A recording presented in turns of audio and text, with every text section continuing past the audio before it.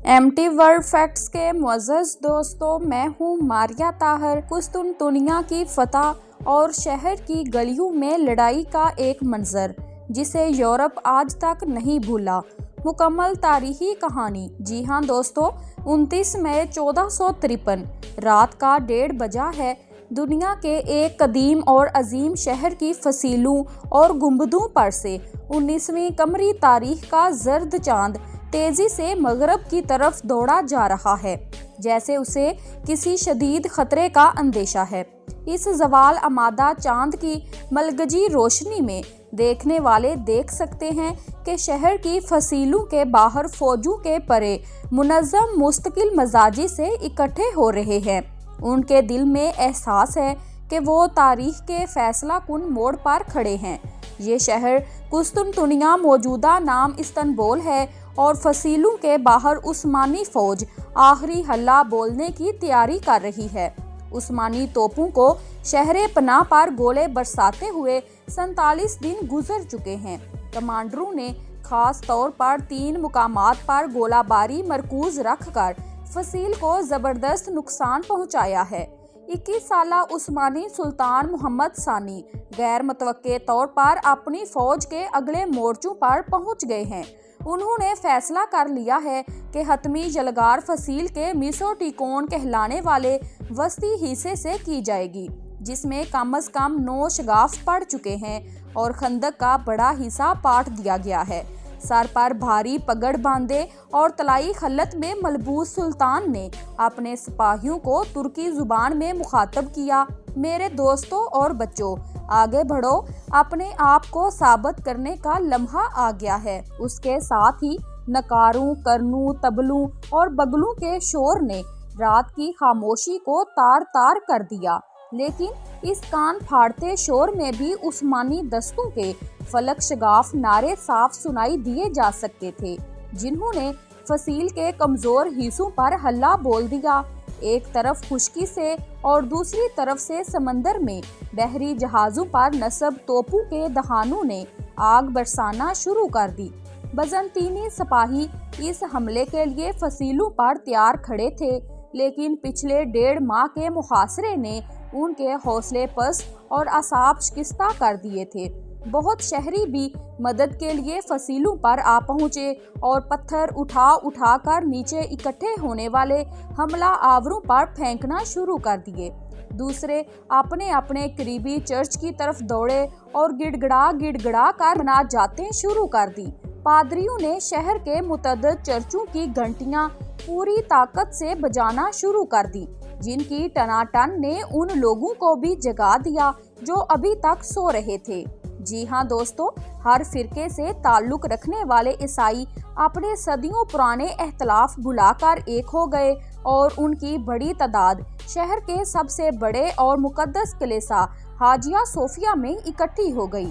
रोशनी फैलने तक तुर्क सिपाही फसील के ऊपर पहुंच गए। इस दौरान अक्सर दिफाई फौजी मारे जा चुके थे और उनका सिपा सलार जिवानी जस्टिनियानी शदीद जख्मी होकर मैदाने जंग से बाहर हो चुका था। जब मशरक से सूरज की पहली किरण नमूदार हुई तो उसने देखा कि एक तुर्क सिपाही करकोपोर्ता दरवाजे के ऊपर नस्ब बाजंतीनी परचम उतार कर उसकी जगह उस्मानी झंडा लहरा रहा है।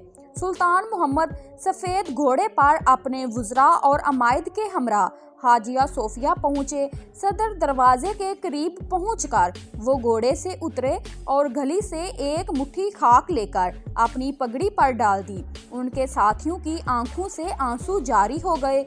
मुसलमान 700 साल की जदोजहद के बाद बलाखिर कुस्तुनतुनिया को फतह करने में कामयाब हुए थे।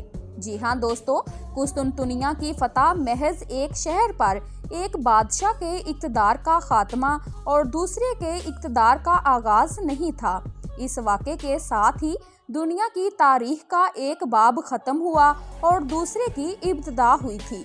एक तरफ 27 कबले मसीह में कायम होने वाली रोमन अम्पायर 1480 वर्ष तक किसी न किसी शक्ल में बरकरार रहने के बाद अपने अंजाम को पहुंची, तो दूसरी जानब उस्मानी सल्तनत ने अपना नुक्ता अरूज छू लिया और वो अगली 4 सदियों तक 3 बरआज़मों एशिया, यूरोप और अफ्रीका के हिस्सों पर बड़ी शान से हुकूमत करती रही। 1453 ही वो साल है जिसे कुरूने वस्ता मिडल एजिस का एख्तिताम और जदीद दौर का आगाज भी समझा जाता है।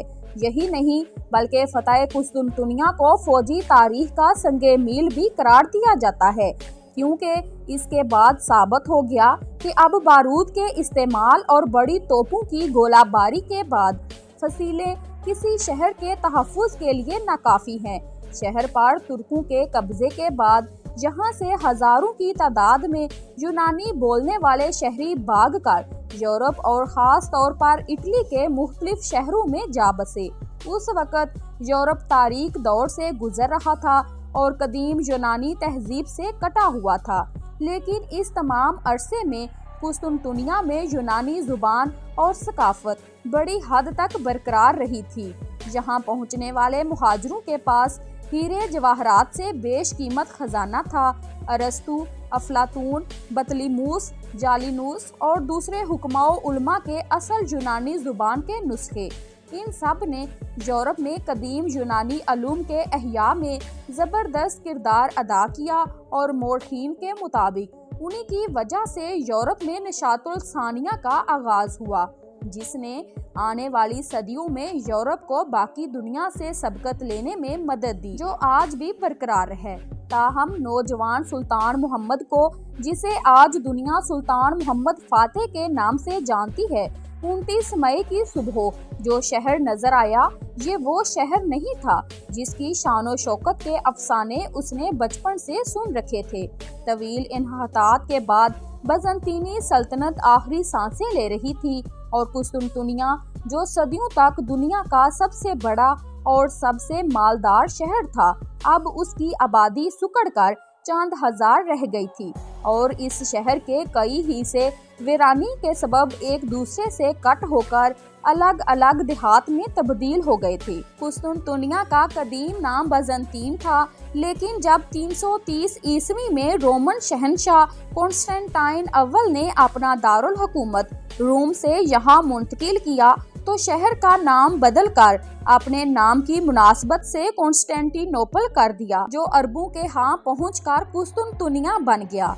मगरब में रोमन अम्पायर के खात्मे के बाद ये सल्तनत कुस्तुनतुनिया में बरकरार रही और चौथी ता 13वीं सदी तक इस शहर ने तरक्की की वो मनाजिल तय की कि इस दौरान दुनिया का कोई और शहर इसकी बराबरी का दावा नहीं कर सकता था। यही वजह है कि मुसलमान शुरू ही से इस शहर को फतह करने के ख्वाब देखते आए थे। चुनाचे इस मकसद के हसूल की खातिर चंद इब्तदाई कोशिशों की नाकामी के बाद 674 में एक ज़बरदस्त बहरी बेड़ा तैयार करके कुस्तुनतुनिया की सिमत रवाना किया। इस बेड़े ने शहर के बाहर डेरे डाल दिए और अगले 4 साल तक मतवातर फसीलें अबूर करने की कोशिशें करता रहा। जी हाँ दोस्तों, आखिर 678 में बजंतीनी बहरी जहाज शहर से बाहर निकले और उन्होंने हमला आवर अरबों पर हमला कर दिया।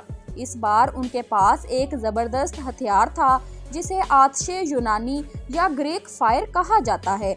इसका ठीक फार्मूला आज तक मालूम नहीं हो सका, ताहम ये एक ऐसा आतशगीर मादा था जिसे तीरों की मदद से फेंका जाता था और ये कश्तियों और जहाज़ों से चिपक जाता था। मजीद ये कि पानी डालने से इसकी आग मजीद भड़क जाती थी। अरब इस आफत के मुकाबले के लिए तैयार नहीं थे। चुनाचे देखते ही देखते तमाम बहरी बेड़ा आतिशे जार का मंजर पेश करने लगा। सिपाहियों ने पानी में कूदकर जान बचाने की कोशिश की, लेकिन यहाँ भी पनाह नहीं मिली, क्योंकि आतिशे यूनानी पानी की सतह पर गिरकर भी जलती रहती थी और ऐसा लगता था जैसे पूरे बहरे मरमरा ने आग पकड़ ली है। अरबों के पास पसपाई के अलावा कोई चारा न रहा।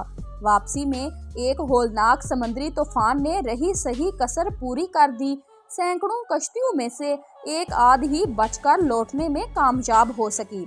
जी हाँ दोस्तों, इसी मुहासरे के दौरान मशहूर सहाबी अबू अयूब अंसारी ने भी अपनी जान जाने आफरी के सुपुर्द कर दी। उनका मकबरा आज भी शहर की फसील के बाहर है। सुल्तान मोहम्मद फातेह ने यहाँ एक मस्जिद बना दी थी, जिसे तुर्क मुकद्दस मुकाम मानते हैं। उसके बाद 717 में बनो उमैया के अमीर सुलेमान बिन अब्दुल मालिक ने ज्यादा बेहतर तैयारी के साथ एक बार फिर कुस्तुनतुनिया का मुहासरा किया, लेकिन इसका भी अंजाम कुछ अच्छा नहीं हुआ और 2000 के करीब जंगी कश्तियों में से सिर्फ 5 बचकर वापस आने में कामयाब हो सकी। शायद यही वजह थी कि इसके बाद 6 सदियों तक मुसलमानों ने दोबारा कुस्तुनतुनिया का रुख नहीं किया, हत्ता कि सुल्तान मोहम्मद फातेह ने बालाखर शहर पर अपना झंडा लहराकर सारे पुराने बदले चुका दिए। शहर पर कब्जा जमाने के बाद सुल्तान ने अपना दारुल हुकूमत अदरना से कुस्तुनतुनिया मुंतकिल कर दिया और खुद अपने लिए कसरे रूम का लक़ब मुंतखब किया। आने वाले अशरों में इस शहर ने वो अरूज देखा जिसने एक बार फिर माजी की अजमत की यादें ताज़ा कर दी। सुल्तान ने अपनी सल्तनत में हुक्मनामा भेजा, जो कोई चाहे वो आ जाए, उसे शहर में घर और बाग मिलेंगे। सिर्फ यही नहीं, उसने यूरोप से भी लोगों को कुस्तुनतुनिया आने की दावत दी ताकि शहर फिर से आबाद हो जाए। इसके अलावा उसने शहर के तबाहशुदा बुनियादी ढांचे की इज़्सर नो तामीर की, पुरानी नहरों की मुरम्मत की और नकासी का निज़ाम कायम किया। उसने बड़े पैमाने पर नई तामीरात का सिलसिला भी शुरू किया, जिसकी सबसे बड़ी मिसाल तोपकापी महल और ग्रैंड बाजार है।